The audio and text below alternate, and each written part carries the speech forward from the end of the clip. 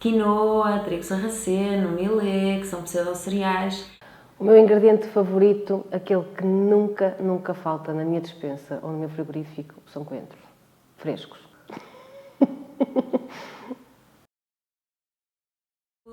Substituir um ovo por sementes de chia em água numa receita funciona muito bem. Triturar as sementes, deixar num bocadinho de água até cobrir, ou um bocadinho mais, e fica uma água gelatinosa, que é a fibra solúvel, e realmente aquilo funciona muito bem, por exemplo, em massas de bolos, para fazer aquela ligação que nós procuramos no ovo.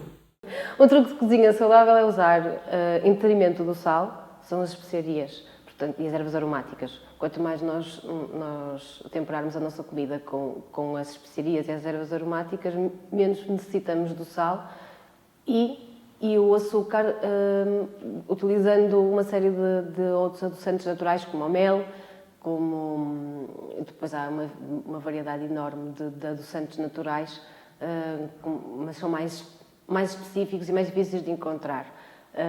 Mas temos o açúcar amarelo, por exemplo, e o mel, que são ótimos. Portanto, são as dicas de truque, dicas saudáveis. Se queremos que eles comam sopa, nós temos que comer sopa. Se queremos que eles comam legumes, nós temos que comer legumes. Portanto, não adianta de nada nós termos uma alimentação desregrada, completamente má, e depois queremos que os nossos filhos sejam saudáveis e que prefiram os legumes a outro tipo de alimentos processados. Portanto, primeiro nós somos o grande exemplo e depois então é que podemos fazer com que as crianças comam de forma saudável. Mas isto aqui dava pano para mangas. Beterraba, já fiz experiências até com um nabo, que achei que as crianças não iam gostar e comeram imenso. Nós fizemos mesmo uma experiência com muitas crianças e foi engraçado neste sentido. Fizemos um molho de iogurte, que só tinha iogurte natural, umas gotas de limão, uma colher de chá de azeite e depois punhamos ervas aromáticas que queríamos. E as crianças achavam imensa graça ao facto de, é quase como molhar as batatas fritas no ketchup. Eles pegavam nos palitos e iam molhar no iogurte, não é? E aquilo fazia com que eles comessem até o nabo, que tem um sabor assim um bocadinho mais forte, comeram. Portanto, isto pode funcionar. Claro que também pode funcionar o colocar a comida no prato com uma forma engraçada, um bonequinho, um sorriso, ou explicar que o prato é colorido e que deve ter, e que é o sol e que é...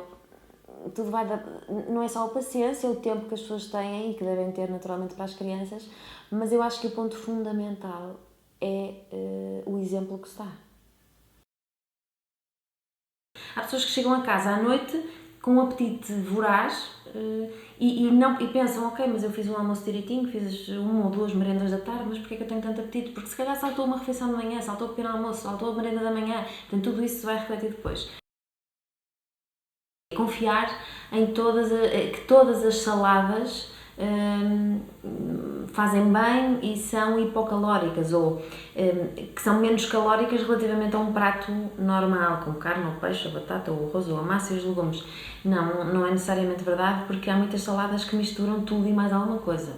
É fruta, depois na proteína pode-se misturar ou misturam o queijo fresco com o atum, ainda leva o ovo, depois põe-se massa, quer dizer, há ali uma misturada e depois, não terminando aqui, tempera-se assim com muito molho ou, se não for um molho assim menos saudável, azeite, mas muito azeite e perdemos a noção, mesmo em termos calóricos, daquilo que estamos a ingerir. E portanto confiar que saladas são sempre saudáveis, não, que são sempre equilibradas, não, e que são hipocalóricas, muito menos. Há muita ideia de comer saudável é comer sem sabor, ou por exemplo a pescada cozida que não tem sabor nenhum, ou aqueles brócolos cozidos que estão hiper cozidos que ninguém gosta e por isso é que as crianças dizem que não gostam de brócolos, não é?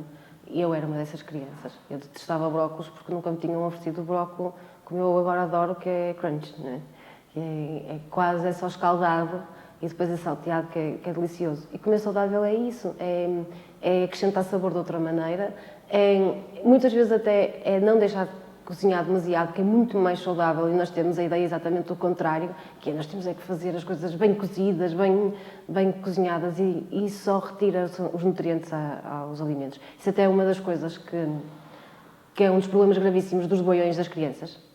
achamos que estamos a dar um boião e que estamos a dar uma boa alimentação e não estamos a dar nada, porque aquilo é cozinhado em altas temperaturas e é retirado completamente os nutrientes aos alimentos. Portanto, nós devemos fazer exatamente o oposto. E só estamos a acrescentar sabor às nossas comidas. Portanto, esse é um dos mitos muito errados na nossa cultura portuguesa. Não sei se lá fora também é assim, mas pelo menos aqui sei que é assim.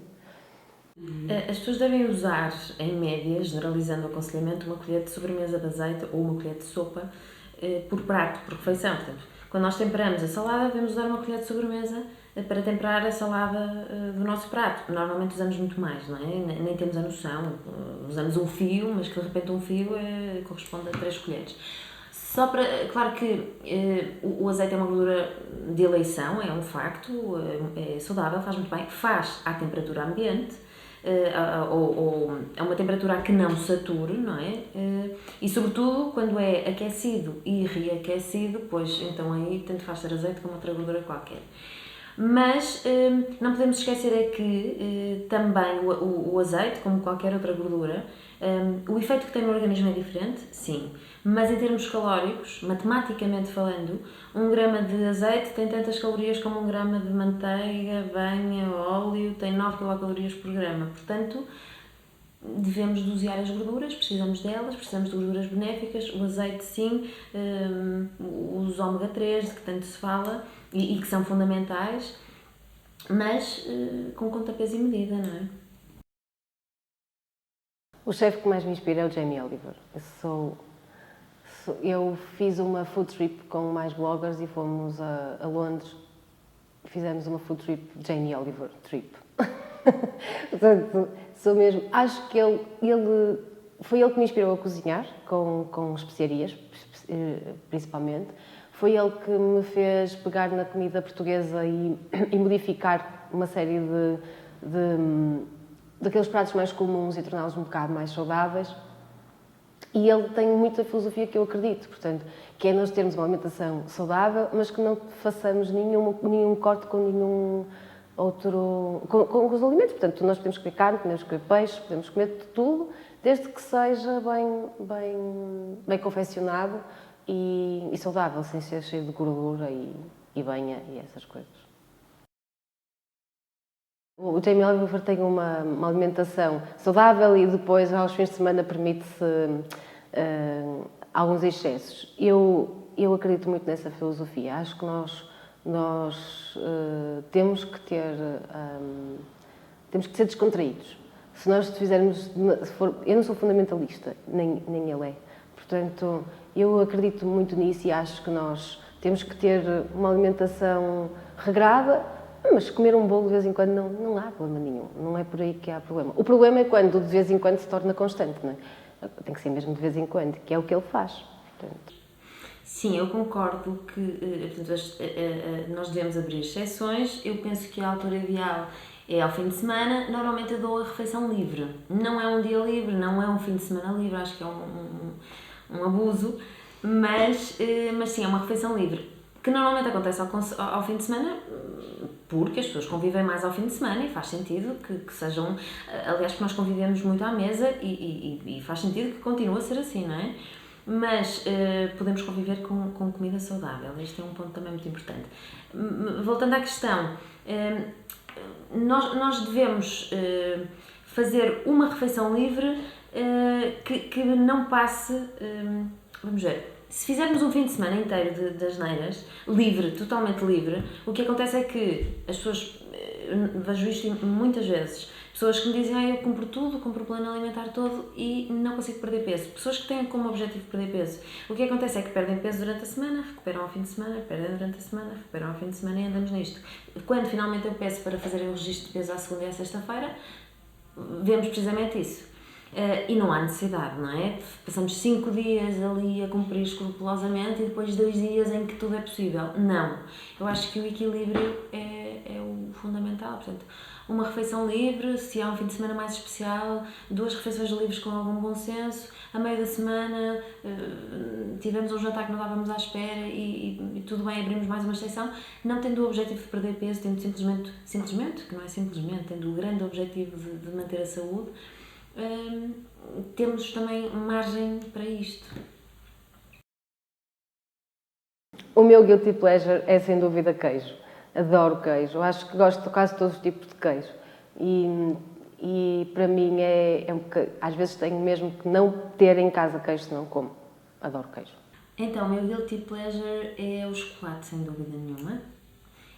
O chocolate, eu acho que comia chocolate todos os dias, se pudesse, mas consigo não fazer porque encontrei estratégias ótimas, super saudáveis, para o incluir, ou pelo menos para incluir aquele travo do cacau na minha dieta. Portanto, eu tenho sempre cacau sem adição de açúcar em pó e cacau cru, que é a semente do fruto, portanto, triturada assim grosseiramente.